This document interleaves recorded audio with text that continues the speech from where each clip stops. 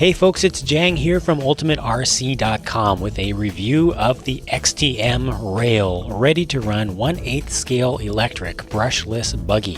Now this is a really cool and unique looking vehicle because it's styled much like the much loved HPI 5B.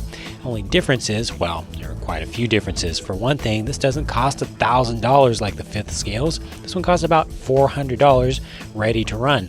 And it's in 1/8 scale. I really like that it has this sturdy, thick aluminum roll cage that really adds to the look and hopefully to the durability as well. For suspension, it has these nice aluminum threaded body shocks and it feels pretty good. However, holy epic bump steer Batman, that is ridiculous. Now, taking off the body, there's really not much to the body. It's just a little piece of Lexan to add a little bit of color around the edges. Most of what you have for structure here is all this aluminum exo cage. On the bottom, you can see that it is actually a repurposed nitro buggy chassis that they've just drilled some new holes into. And then on the sides, they've actually mounted separately these side plates, these vertical plates. Those are definitely going to add a whole lot of stiffness to this whole chassis. The wheels look like beadlocks, but they're not. They're fake. And the tires this thing comes with? It's an off-road buggy, but it comes with street treads. There's way too much tread on there for driving on dirt. Whose idea was that? Well, here's a good thing, the speed control. This thing is a monster. It's so huge they had to put it on its side, and it still kind of barely fits in there. 120 amp rated, true 1/8 scale speed control. They didn't repurpose some little 1/10 scale wimpy thing. It can support censored motors, but in this case it's hooked up to a sensor-less motor. And you can't see the motor here because it's just wrapped up in this huge heat sink with 2 fans on top. Unfortunately, those fans are assembled improperly from the factory and they didn't work. They can't spin. I'm not the only person who had that problem. The motor is small in diameter. It's actually only 36 millimeters in diameter, just like a little 1/10 scale motor. So how is it able to power a big 1/8 scale? Oh, it's long. It's as long as a standard 1/8 scale motor. And I really like what they did with the mount up to a point. It's very sturdy. It's a one-piece thing. But when you look at it a little bit more closely, you notice that you don't have infinite adjustability of the gear mesh. You only have 3 spots where you can plug in the screws to hook up the motor to the mount, and one of those screws, the 4th one, is hidden behind the spur gear, which means that in order to change it, you need to actually remove the entire center diff assembly. So you don't have to worry about changing out that center spur because it is all metal.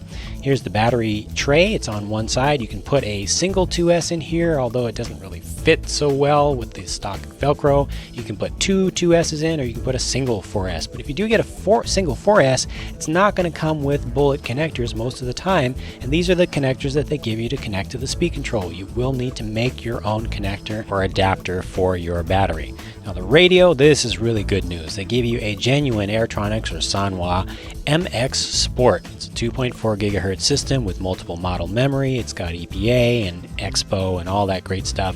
I love Airtronics radios. This is a low-end one, but it's still very nice. They also include this programming card for the speed control. You can see some of the settings on the front. The rest of the settings are listed on the back. Pretty much everything that you would want to be able to adjust on a brushless motor speed control is available here. Very convenient. You can take it with you out into the field, and it's included for free. Now, when it came to driving this vehicle, I started out on 2S because it is able to be powered on just a single 1/10 scale 2-cell LiPo pack, 7.4 volts. So, not everybody is able to afford a giant 4S brick pack, especially after spending $400 on the buggy. So if you just have some 10 scale packs, here is how it's going to perform. You're going to see top speeds of around 25 miles per hour and pretty decent pickup on the low end, but you can already start to see that those stock tires are not having very good grip, even on 7.4 volts.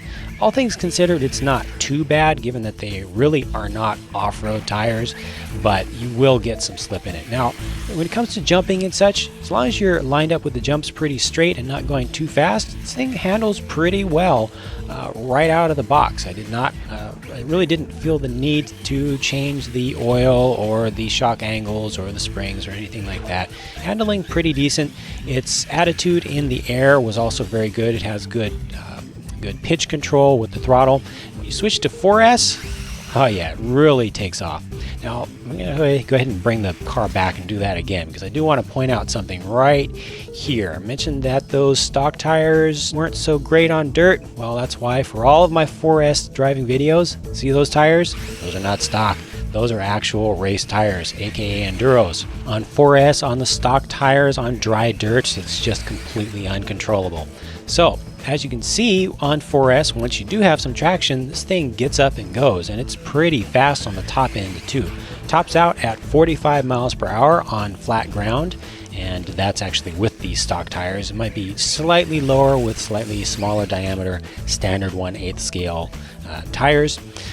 Again, jumping not so bad if you line up everything straight, but here I really started to feel the bump steer. Now this day that I went out there, the track was not in perfect condition. It did have some bumps on it, but I really was able to feel that, oh, let me actually pause on that moment right there. Rolling over is much easier with this vehicle than with a standard 8 scale buggy, because it has all that extra weight of all that roll cage on top, and you can really feel it. But back to the bump steer.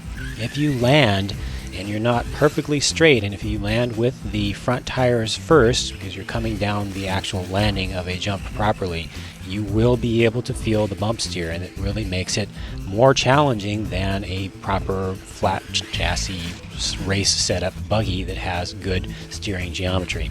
Other than that, and the fact that it traction rolls a lot more easily than most buggies, what can I say about the handling? You know, it's an 8th scale buggy. It's big and it's fast. Alright, now for the really bad stuff. I'm going to start with some of the lighter, smaller items and work my way up the ladder, so to speak. First of all, just a fairly small thing. I broke off a few of the struts on this wing. I'm sure that if I was really punishing the vehicle, like a lot of people like to do with 8 scale buggies, because that's what they're designed to do, they're supposed to be really, really durable. I'm sure that based on this consistency of the plastic here, that you're going to have a problem with more of the wing breaking off, and you'll have to replace that. Then the roll cage, speaking of durability and strength and all that, the roll cage is really one of the big draws of the XTM Rail, is it has this nice roll cage. However, it's not all aluminum. It's actually put together with a whole bunch of plastic pieces at corners and edges and joints. I had one breakage on one of these joints, one of these little plastic joints. You can see it over here, right down there. A lot of these joints are suspect, and I really worry about the durability of the plastic parts that hold the entire cage together. Next up, another small plastic piece that failed was this. It's just a rear lower shock eyelet, and you know, stuff like that is going to happen. And this happened when I had a bad landing. And in the process of looking for parts, I found what was no surprise, that finding parts for XTM vehicles is a little bit on the tough side. There aren't a lot of places that stock parts for XTM vehicles. I had to buy a parts bag like this, which includes, it's a shock shaft set. It has 2 full shock shafts, a bunch of hardware for installing shock shafts, it has 2 full sets of pistons, and then it comes with 2 lower shock eyelets to get one tiny little plastic piece. Here's something that's a little bit bigger of an issue. I'll show you on the close-up cam. Those are rear diff output yokes. Completely broke from landing a jump with just medium throttle on it, and they just completely sheared off. I was not happy about that.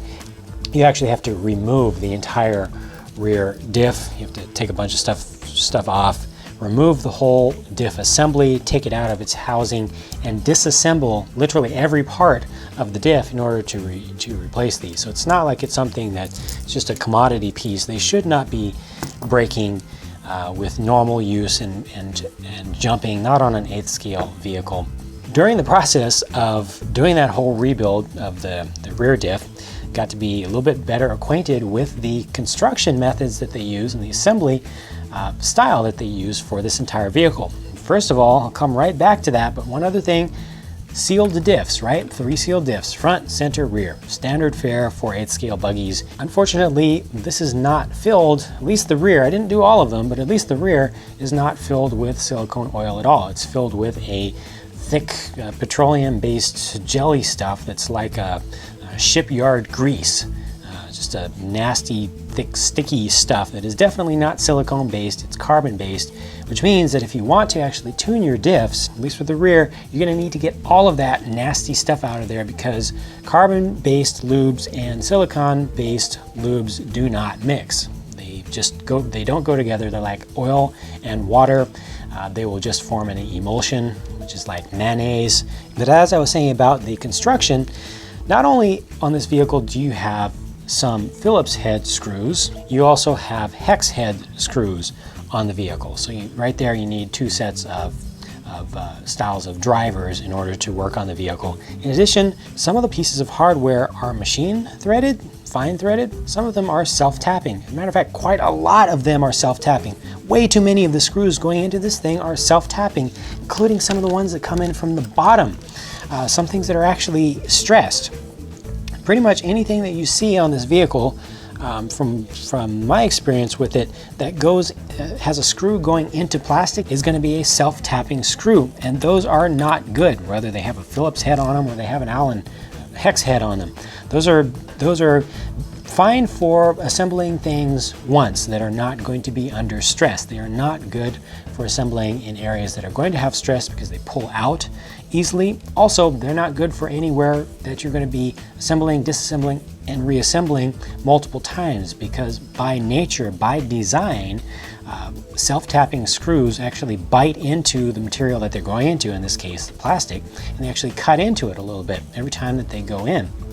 So unless you're super surgically careful with them, you're going to eventually strip out any hole that uses self-tapping screws. And there's lots of them throughout this whole thing, and that's really unfortunate that they used those cheaper things. Oh yeah, I said I was going to start from small stuff and work up to big things. Here's a big thing for you. One of the largest components on the vehicle is the speed control. I showed it early on. This giant, massive brick of a box of a huge old monster speed control in there. It went out on me. Yeah, when I landed a jump, it just stopped working. And I sent that in to Global Services. I've had really good experiences with their customer support before. As of the time of this review, I've had it in for about 2 weeks now. I have not heard back from them yet. You may have noticed in the for sale driving videos that I had a Castle Mamba Monster in there. It's because my stock speed control went out. Hopefully they will cover it under warranty, since it was just I think my second pack driving the darn thing. The bump steer was really terrible. I already talked about that. They give you these on-road tires, which does not make sense for an off-road vehicle to have on-road tires on it. Given the type of tread that they have and given how much surface area they have, they actually did grip pretty well. They gripped a lot better than I expected, but they should have just put off-road tires on it to begin with. Overall, not happy with this vehicle. Do not recommend it. Simple as that. Not ashamed to say it. Based on my experiences with it, I cannot recommend something that has had this many problems, that has this many objective flaws with it. And for the price, you know, $400, not a good deal. Here's the thing. This is based on the XTM XT2, the Exterminator 2. It's just a regular 1/8 scale buggy. It's the platform that it's based on, which comes with pretty much everything you see here, minus the roll cage that has started to break, and minus the twin vertical plates. It's just a regular buggy, flat chassis, same motor, same speed control, comes with off-road tires. How about that? Comes with a Lexan body, just a regular body, not the most beautiful 8th scale body I've ever seen by any means, but plain 8th scale buggy. Costs $100 less. $100 less for a lighter weight vehicle that comes with better tires that you can actually use where you want to.